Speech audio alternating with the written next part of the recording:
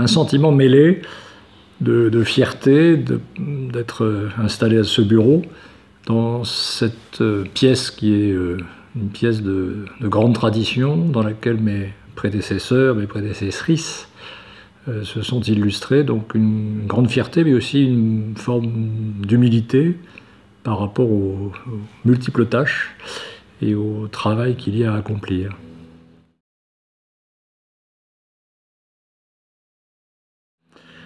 Alors avec Nathalie Roret, qui est vice-bâtonnière, nous avons...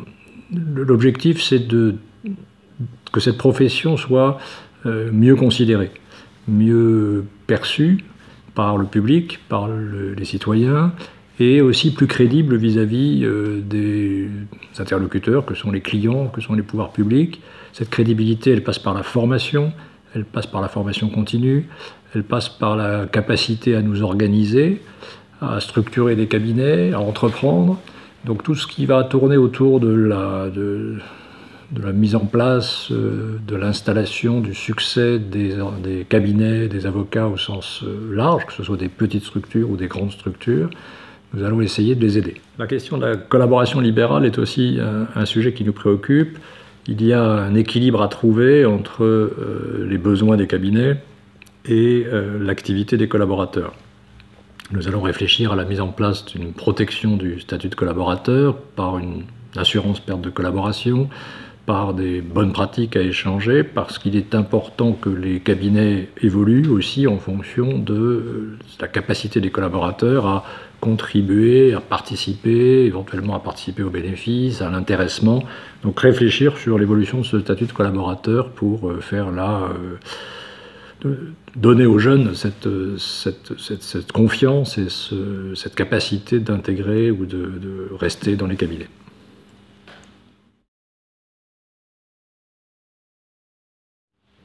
Les premières mesures, ça va être dès mars ou 2020, ça va être l'installation à la Maison des avocats. Donc l'ordre va s'installer à côté du tribunal. On va enfin avoir un lieu pour les confrères qui viennent au tribunal à la porte de Clichy pour travailler, pour se rencontrer, pour rencontrer les services de l'ordre. Donc l'installation dans cette maison des avocats, cette maison qui ferait le pendant des locaux qui sont ici à la cour d'appel, va être une opération importante que nous espérons réussir dans des très beaux locaux. Ensuite, nous avons l'ambition de mettre à niveau une partie des confrères qui, à Paris, ne sont pas aujourd'hui suffisamment connectés. La demande de droit, elle intervient en ligne. Les clients, les particuliers posent des questions sur Internet et la réponse qui leur est fournie provient souvent de structures, d'entreprises qui ne sont pas des avocats. Et il faut que les avocats prennent plus de place, soient plus présents. Ça veut dire qu'ils soient aussi capables d'utiliser les réseaux, d'utiliser les outils. Donc on va lancer un grand plan de mise à niveau numérique pour les confrères du barreau de Paris.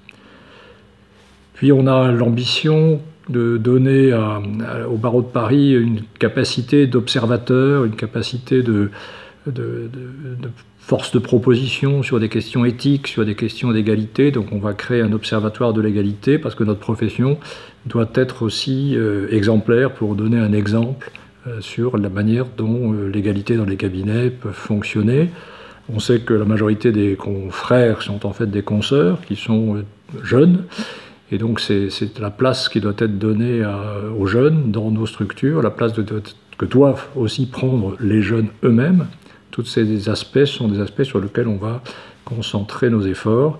Et puis enfin, l'ordre doit être un partenaire des avocats. Donc on va proposer une sorte de pacte avec les avocats. L'ordre va travailler avec les avocats pour les avocats, offrir des services, mais nous avons besoin pour cela aussi que les avocats nous disent ce dont ils ont besoin, quels sont les services qu'ils attendent de l'ordre. Donc on va essayer de faire un échange, créer un échange pour que l'ordre puisse s'adapter le mieux aux demandes des avocats.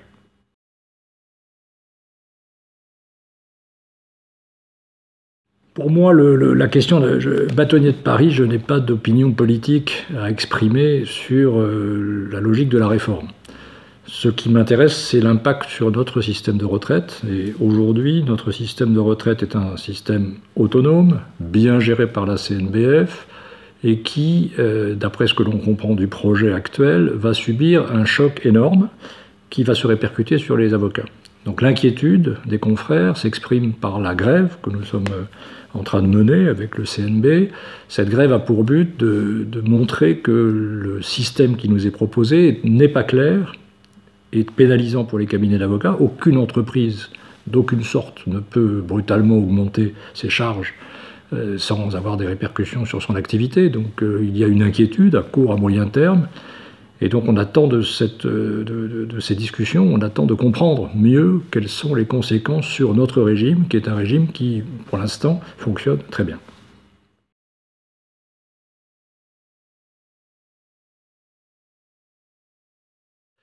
Les jeunes avocats sont là, on les accueille à bras ouverts, il faut qu'ils prennent leur place.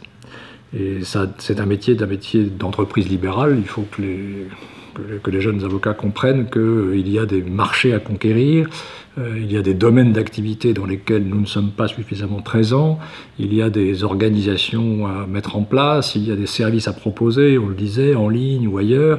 Donc il y a une force de proposition qui doit venir des jeunes avocats et l'ordre, dans la mesure du possible, les aidera à s'accomplir dans cette activité.